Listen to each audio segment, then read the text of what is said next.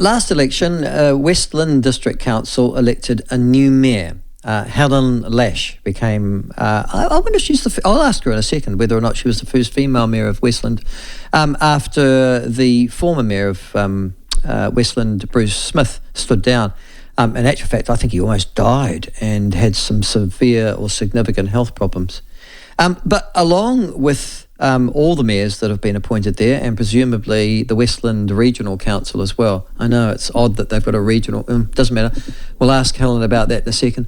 The West Coast has long been an area that has had amazing natural resources and usually dictated from Wellington that they may not use them in any way, shape or form for the economic benefit of their citizens. They're coming up with a new idea now, and it's an idea that's been floating around a while. We'll go and talk to Helen Lash and welcome her to the show, the Mayor of Westland. Good morning to you, Helen. Good morning, how are you? I'm very well. You got elected Mayor last time. How's it going after your first year in office? Loving it. Very happy, thrilled to get the position and what that involves, and really pleased about where we're going and where we're currently sitting. Okay. Now, your Westland, what's your primary town in Westland, your primary urban area? Our primary town is Plunket. So we go from the Taramacau River just south of Greymouth up through to the Otira up at the Arthur's Pass through that area, and right down to Jackson's Bay in South Westland. So we're a very long, narrow region. You sure but Hokitika is our main centre. Right. Nice area too. Great fish, great fresh fish restaurants, actually. Absolutely. Now, all getting better. Well, good. Well, no, it's really nice. And you've done a really great job, I have to say, you people, of making Hokitika such a tourist attraction now too, I might say.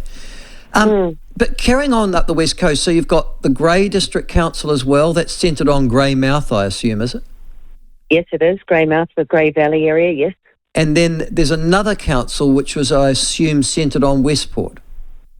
Yes, that's the Buller Council, and that comes down to Punakaiki and goes up as far as Calamere, and then inland to Reston. Right. So there's three district councils stretching down the West Coast, and then over the top of that you've also got the Westland Regional Council, is that right? Yes, we do, and of course their management is the water, rivers and everything else that goes with that. So there are other regional councils around the country. Not everybody has them absorbed into the district councils, but we certainly do have ours as an independent unit. Just quietly, there's about 40,000 people living on the West Coast? Yes, that's correct. I can see where you're going with this. Yeah. Well, I'm sure you haven't not given some thought to that yourself. Yeah, and we do. It's always a discussion that's there, and it's always a discussion that's been had with whoever's been mayors at the time, and it's something that we talk about currently. But what we do try to do, and even more so now, is looking at shared resources, because everybody's got issues with staff and so forth. So we work very well together. Is it overkill? Look, the coast in itself reaches from Wellington to Auckland. It's a hell of a distance. So many towns, many communities, all split by river boundaries. A really complex area. If you had one council managing the whole lot, you would need a heck of a big board to give fair and due representation to those areas, because we do have some very key tourism spots here too. So as well as the mining and so forth. So we've got quite a diverse sort of environment here. You're also, I think there's only one electorate seat, though, for all of that region, isn't there? And it was Damien O'Connor. I think they've just elected Maureen Pugh. Is that right? That's correct. And, of course, it goes up through into Tasman as well and incorporates Tasman in the electoral seat. Yes. So that's I did hear you mention before about whether I was the first female mayor. Actually, the first female mayor was actually Maureen Pugh. Yeah, that's right. Yes. Yeah. And she's been in and out of that constituency role in the West Coast, hasn't she? She was elected, I did 3 years once. Yes, she did. Yes, yeah. she did. But she's been an MP for us for a long time.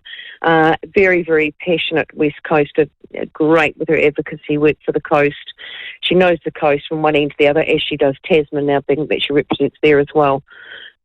She's one of our key drivers, and works with us very well, actually. Well, just before we get on to the issue that I rang you up about, but I'm just thinking also, has the change in government made a difference? Well, will it make a difference, do you think? Is there an expectation now that wasn't there, or do you just go, it's still Wellington?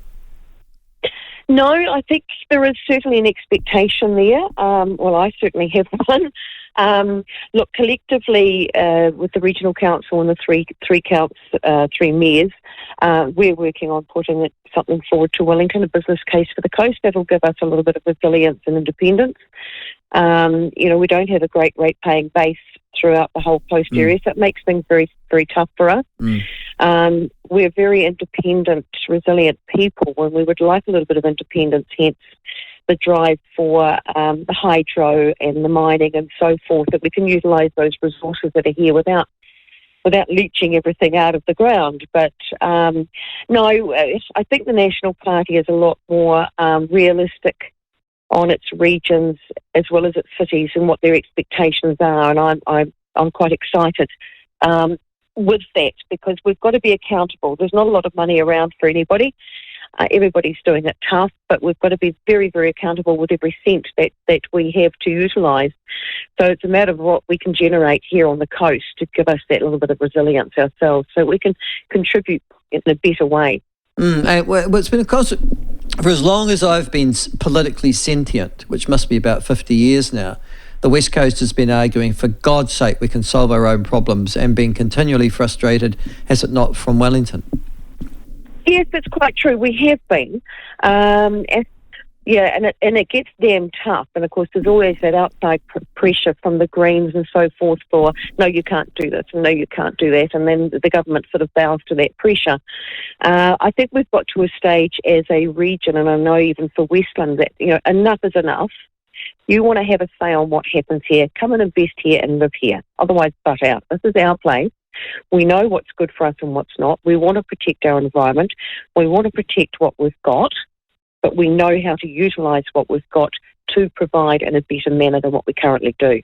Yeah, I understand that. Of which you're now arguing hydro. Now, it's almost a no-brainer to me that and I've said this 1,000 times, that if I was going to build a new hydro dam, it would be on the west coast of the South Island, because you continually replenish the dam. It just seems obvious, but you're obviously now suggesting that policy, along with others, is going to be a central factor of the West Coast having some form of economic independence. Yeah. Yes, it is, absolutely. As you say, I mean, we're not short of water here. And it just makes common sense. Look, the national grid, I mean, our power on the coast here is very expensive. The national grid can't support a lot more expansion on the coast, so we've got to create that resilience. We've got to future-proof ourselves, and hydro is one of those ways that we can do that. We've got some very small schemes on the coast, 1.5, that actually works to supply power to half. Who would have known that on the outside of that area? But, it's incredibly successful.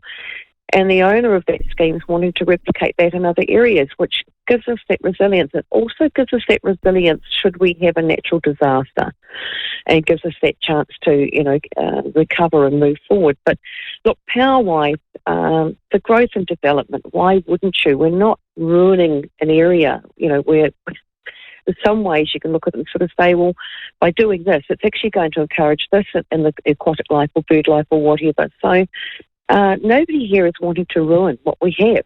It's utilising it to make a better platform for us to move forward on.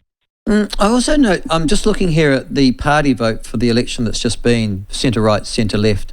So if I add ACT, National and New Zealand First, and then I compare that with Labour, the Greens and Te Pāti Māori, The difference is 23,600 is the centre-right vote, 14,500 is the centre-left vote.